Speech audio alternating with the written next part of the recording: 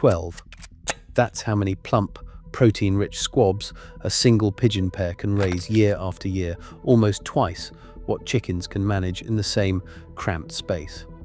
They thrive on less feed, deliver nearly perfect survival rates, and turn tiny lofts into 500 pounds of meat per 100 square feet. Yet, nearly nobody in Western agriculture talks about them, or how policies nudged this secret protein source into obscurity. Why did we abandon the most efficient meat bird of all? What happens if you turn back? Carcass yield is the percentage of a bird's live weight that ends up as usable meat. For pigeons raised for squab, this number sits at a remarkable 81.5% when parent birds are fed a modern compound diet. That is 2.5% higher than traditional whole grain feeding. That is not just a technicality. It means more edible meat from every bird and less waste at harvest. Each squab reaches about 450 grams before processing, with the majority of that weight translating directly into protein-rich food. The protein content is not just impressive on paper. Squab meat delivers 15 to 18% crude protein in the diet, hitting the sweet spot for both growth and reproductive performance. This translates to a finished product where over half the calories come from protein, an advantage for anyone looking to maximize nutrition per pound. For comparison, broiler chickens generally offer a similar protein percentage, but require more space and longer cycles to reach market weight. Feed. Conversion is where the numbers become even more persuasive.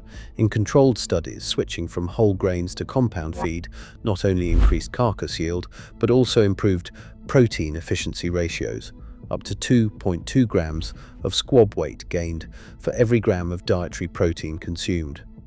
This means less feed is needed to produce the same amount of meat.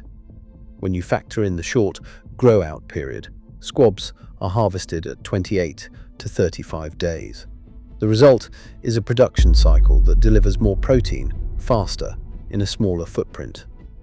These numbers are not just for the record books, they are the foundation for a protein system that turns minimal inputs into maximum output. With every 100 square feet of loft, it is possible to harvest hundreds of pounds of high-quality meat annually. For anyone counting calories, grams, or dollars, the efficiency of pigeons is not just a curiosity, it is a game plan hiding in plain sight. Imagine 2 backyard enclosures, each the size of a small bedroom, one filled with breeding pigeons, the other with a flock of laying hens. Over the course of 12 months, the differences become impossible to ignore. A single pair of pigeons, kept on a modern compound diet, reliably produces about 12 market-ready squabs in a year. Multiply that by 10 pairs in a modest loft, and you are looking at 120 plump, protein-rich birds harvested annually from a footprint that barely intrudes on your yard. Each squab reaches market weight in under 5 weeks, and the cycle repeats itself with clockwork precision. Chickens, by contrast, follow a slower rhythm. Even with the best backyard management, a typical hen lays about 200 eggs per year, but only a fraction become broilers.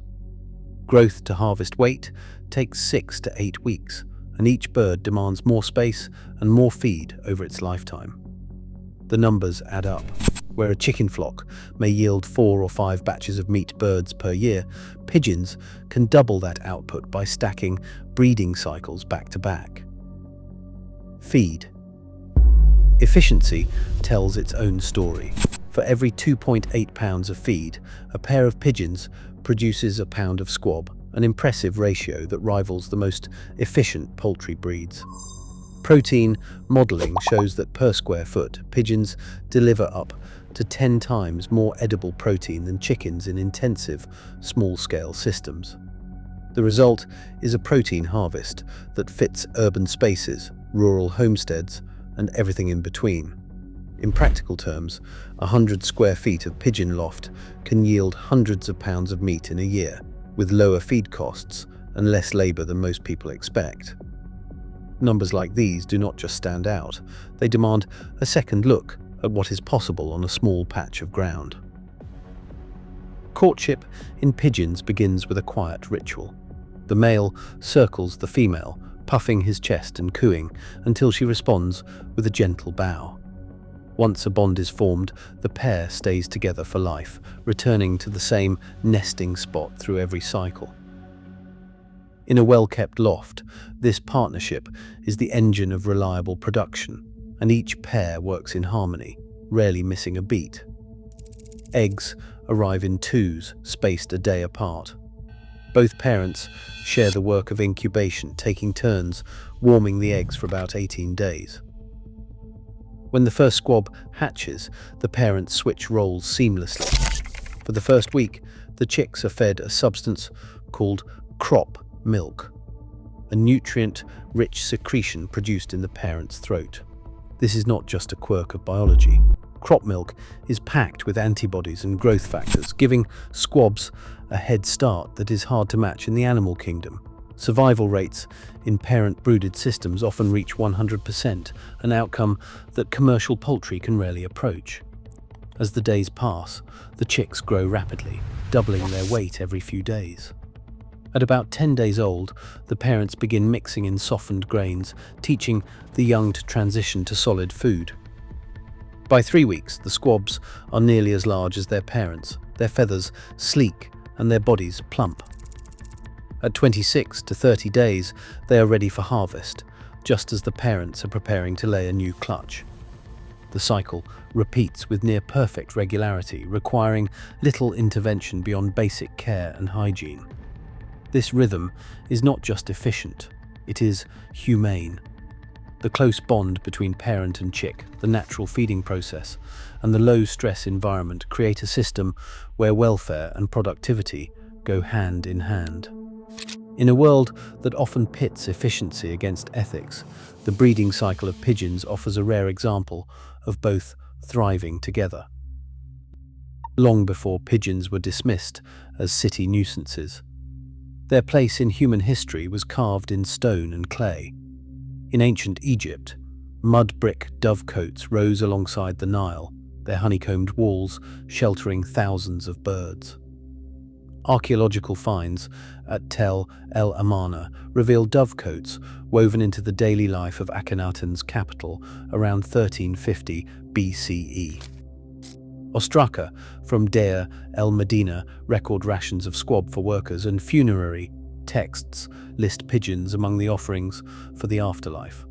Egyptologist Salima Ikram describes how these birds, with their rapid breeding and reliable yield, became a steady source of protein in a land where food security was never guaranteed. Medieval Europe carried the tradition forward, but with a feudal twist. Dovecotes, or columbaria, dotted the estates of lords and monasteries. The Domesday Book of 1086 counted 67 dovecotes in England alone, each a sign of privilege and power. At Barnwell Priory, in Northamptonshire, records show hundreds of squabs harvested yearly, destined for monastic tables and noble feasts. Some structures, like the Upton Dovecote built in 1380, housed thousands of nesting pairs, an architectural testament to the value placed on squab as a delicacy. Historian Colin Cunningham notes that these towers weren't just symbols of wealth. They were engines of protein production in a world before industrial farming. By the 19th century, squab had found its way into the heart of French haute cuisine. Auguste Escoffier, the architect of modern gastronomy, devoted entire sections of his 1903 Guide culinaire to squab, praising its tenderness and flavour. Parisian markets at the height of the Belle Époque supplied over 100,000 squabs each week, fueling a culinary tradition that still graces Michelin-starred menus today. Food historians point out that for centuries, squab was not an oddity, but a staple. Proof that efficient, elegant protein could be raised almost anywhere, from the banks of the Nile to the rooftops of Paris. Inspection laws did not arrive all at once. In 1957, the Poultry Products Inspection Act established a new baseline for all poultry entering interstate commerce in the United States. For the first time, federal inspectors were required to be present for both live bird and carcass examinations in any facility shipping product across state lines. Pigeons, included under the broad definition of poultry, now faced the same scrutiny as chickens and turkeys, regardless of scale. A decade later, the Wholesome Poultry Products Act of 1968 tightened the net. States were compelled to enforce inspection standards at least as strict as federal rules, or else cede authority to federal regulators. This meant that even small squab producers who once relied on local markets and state-level exemptions now had to comply with costly federal mandates if they wanted to sell beyond their own borders. The paperwork multiplied, and the cost of continuous inspection, paid per hour, regardless of volume, became a barrier few could overcome.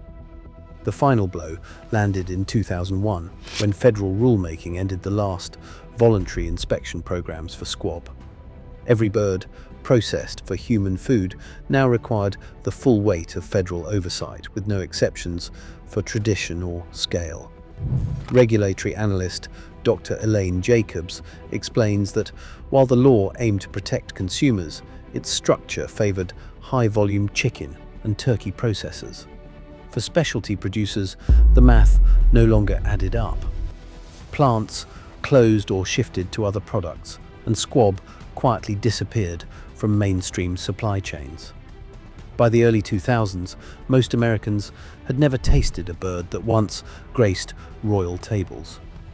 The mechanism was not a single law, but a slow tightening, 3 key acts, each adding another rung to the regulatory ladder. Pigeon farmers who once supplied markets from coast to coast faced a new reality as the broiler chicken boom swept through American agriculture in the mid-20th century. The cost of compliance with federal inspection did not just eat into profits, it swallowed entire businesses. Small squab producers already operating on narrow margins had to pay for inspectors by the hour, regardless of how few birds they processed. For many, the math became impossible. Plants that had served local communities for generations either closed their doors or shifted to more profitable products. Meanwhile, the rise of industrial broiler chicken changed the marketplace overnight. By the early 1960s, vertically integrated poultry giants could deliver cheap, uniform meat to every supermarket shelf in the country. The cultural tide turned as well. Pigeons, once a mark of culinary sophistication, became associated with city parks and urban pests. The word squab faded from butcher counters, replaced by endless rows of shrink-wrapped chicken. Economic commentator Dr. Karen Liu notes that while inspection laws were designed to protect consumers, their structure favored high-volume operations.